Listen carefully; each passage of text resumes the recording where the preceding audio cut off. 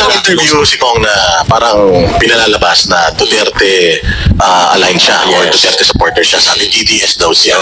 O anong masasabi niyo to? Kasi parang sinabi na wala bang Duterte dyan sa mga in-expose mo or in-expose mo na mga... Ang walang Duterte na yun, ilalabas. Yung funny thing is, baka kung may Duterte, gusto nilang ilabas yung listahan. Yes. Nilabas yung listahan, walang insertion na nakapangalan sa Duterte. Kaya ayaw nila sana ilabas yung listahan. I have a few things to add. Number one, sa 2025 budget per district summary ng DPWH mismo, nandun yung allocable per district. 4 na distrito sa bansa ay zero ang allocable budget. Sabi ko na, apat eh. 2 sa Davao City, Davao isa sa City. Davao del Norte, at isa sa Zamboanga City. Sino ba yung mga nandun? Kasi... Congressman, puro Davao Long, Davao. Ungab, Suki Davao. Debot Alvarez, at Kimero Olaso.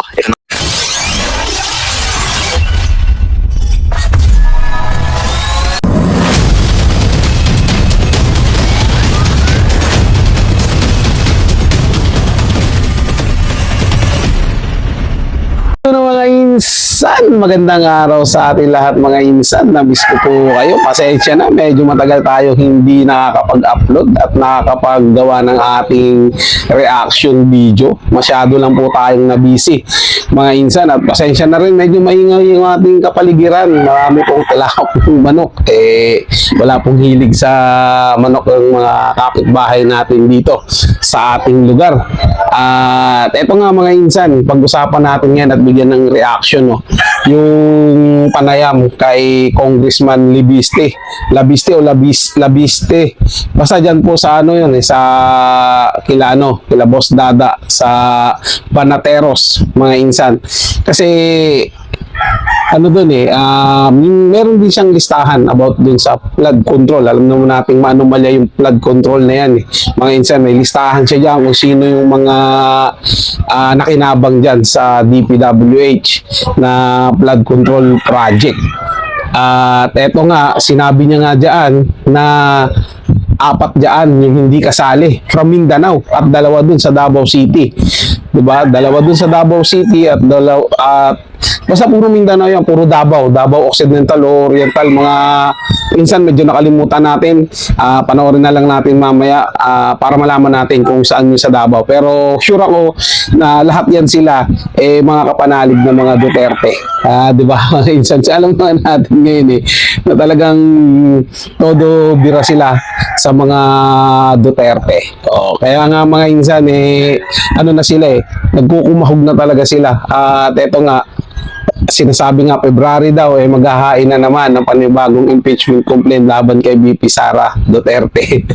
Yung mga sumisigaw na no Marcos, yun po yung mahabol ngayon kay VP Sara Duterte, at nagtutulong-tulong sila mga insan para pabagsakin si VP Sara, yung mga Duterte. Parang ano to bahala na walang proyekto basta maidiin natin sa kaso ang mga Duterte.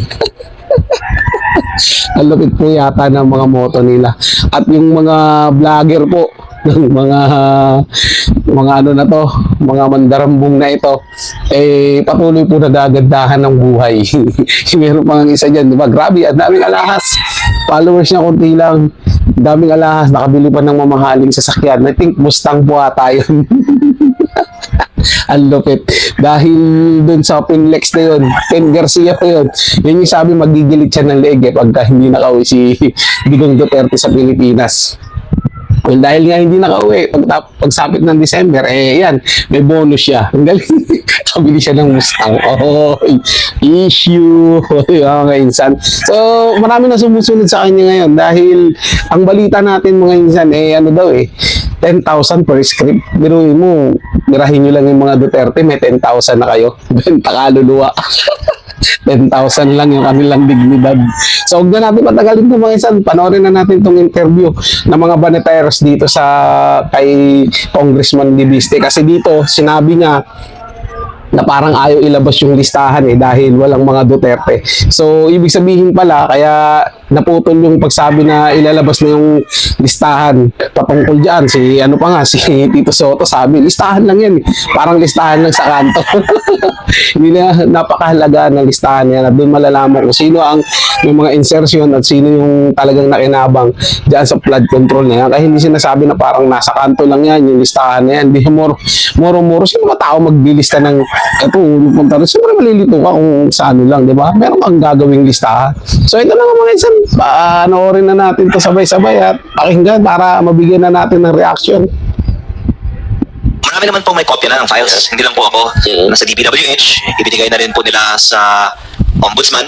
At ako po actually hindi nagbibigay ng maraming mga interviews sa media the last few days kasi hinahayaan ko na lang sila muna na Paano ka tungkol sa tinitira mo nga release ng mga files na ito. At ang magandang developments, sinasabi naman nila na ino-authenticate nila ngayon. Kaya abangan natin kung sa mga susunod mga araw may ilalabas na impormasyon ang Ombudsman o DPWH. Pero may mga na-post naman na rin po ako sa Facebook na pwede ko naman din pong talakayin mamaya. So, abangan natin yan. Abangan natin yan sa paglalaan. Maganda talakayan. Bakit yung Eh, ibang natanong ko mga balateros na to. mabigat? Pero pag nagtatanong sila sa ibang politiko, parang ang gagaan ng mga tanong. Yung ba yung nag-interview yung babae? Pero iba-iba. Hindi lang Ano ang talagang tanong sa iba? Siyempre, hindi naman nilalabanan yung gobyerno. So, matindi. Kampo nila yun. Baka nila ng tanong. Eh, Lahat kasi naman si nila kaya nila. Tom Levisto, kalaban. Yung interview ni Kong, talagang wala silang nakuha. Pero isang interview si Kong na parang pinalalabas na Duterte aligned siya or Duterte supporter siya. Sabi DDS daw siya.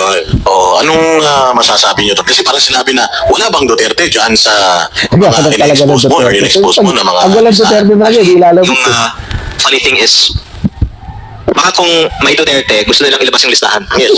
Eh, nilabas yung listahan, walang insertion na nakapangalan sa Duterte. Kaya ayaw nila sana ilabas yung listahan. I have a few things to add.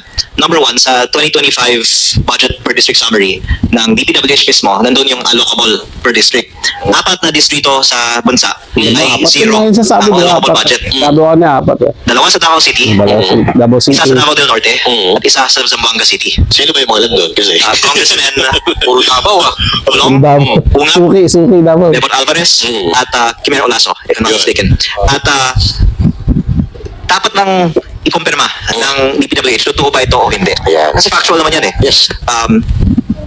Pangalawa, sa list of proponents ng insertions nandiyan din po. At kaya parang ikinalungkot ng ibang mga nag-interview na tinanong ako, meron ba si Duterte dyan? Sabi ko wala. Aray. Parang hindi yun yung sagot na gusto nilang marinig eh. Gusto pala yung dyan andyan. Kung kasi muna doon Duterte ka lang. Pero didiretsuin ko na. Ano yun yun? Diyan ba sa listahan si Congressman Romualdez? Aray, siyempre meron yan. Buong 19th Congress. Pero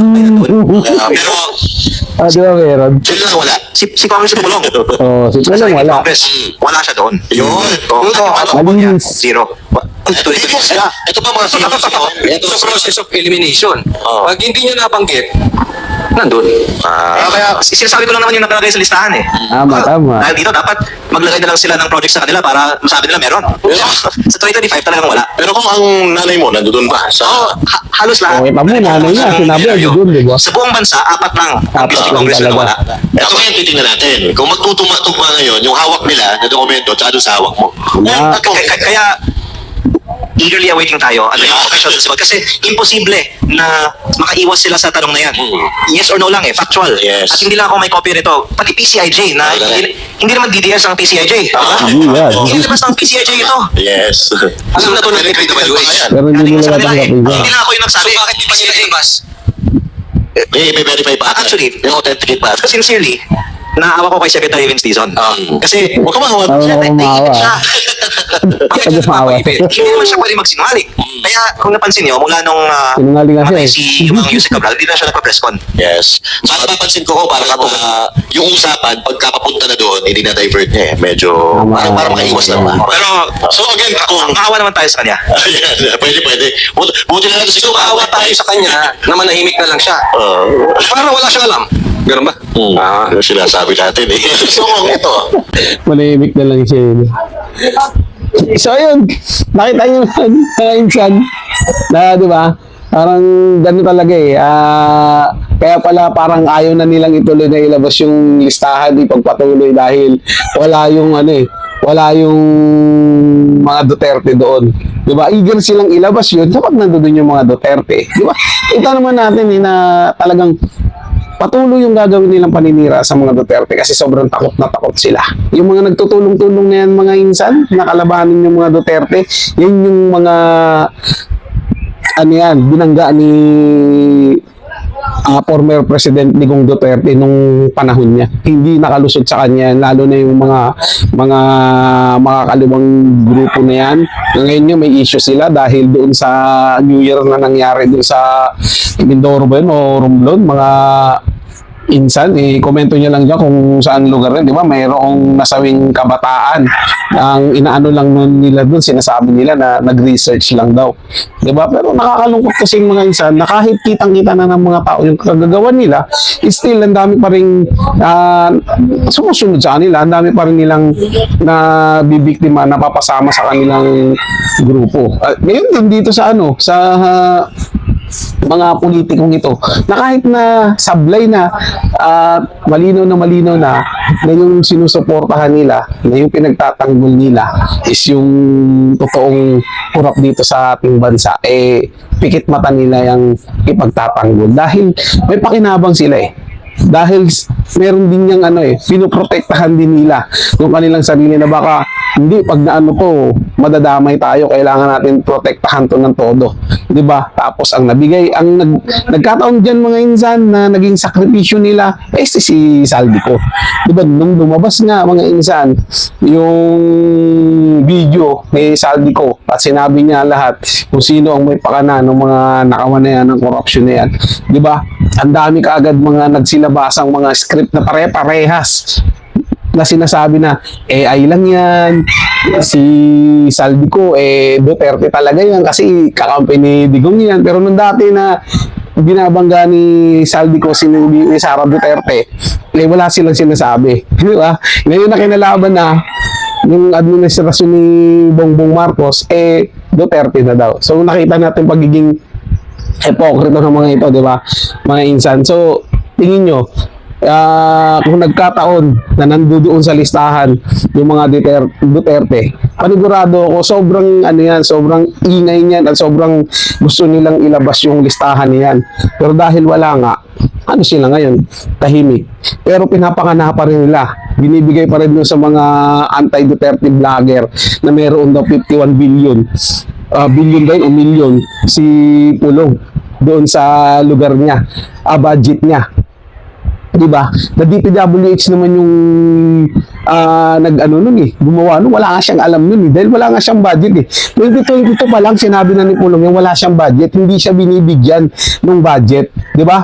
Pag upo pa lang ni BBM, wala na pong budget si Congressman Pulong. So paano yan masabing nangungurakot yan, diba? Meron mga isang vlogger na manood ka sa TikTok na insan bago lang yun sinasabi niya na mahihiya naman daw si Pulong dahil hindi lang naman daw Davao yung lugar niya mismo yung siniservyusuhan, buong Pilipinas daw. Palonggis talaga. Ewan ko, basta makapanira lang sa mga Duterte kahit ano sabihin nila. Marami pa po yan mga insan sa sunod. Sila naman yung talakayin natin at tinibang natin yung mga sinasabi nila. Kasi parang parang nakakawindang na dumadami sila na nagpapakalat ng mga maling info tapos binabaliktad nila yung mga Duterte supporters na nagsasabi na bayaran daw ito. Samantalang sila naman yung nakikitaan ng resibo na sila yung bayaran. Pinulit ko mga insan na independent ako. Wala pong sa akin. Basta lahat, nasa tama lang ako. Ang gusto ko lang is malinaw. Kasi nagkataon na tingin ko nasa tamang lugar mga Duterte. So, hindi ibig sabihin nun na pinagtatanggol ko sila. Pro Duterte na ako. Unang-una, wala po akong grupo. Independent ako kahit sino po. Pag mali, talagang bibigyan ko ng reaction niya at kakalabanin ko syempre. Pero dahil nga paniniwala ako mga Duterte is magaling na leader, suporta ako sa Duterte. Bahala na kayo kung ano yung tawag sa akin. Maraming salamat sa inyo panonood mga insan. Kita tayo sa sunod. Huwag mo kalimutan mag-subscribe dito sa ating channel at hit ang notification bell para ma-update ka pag mga bagong video tayo. Paalam, bye-bye.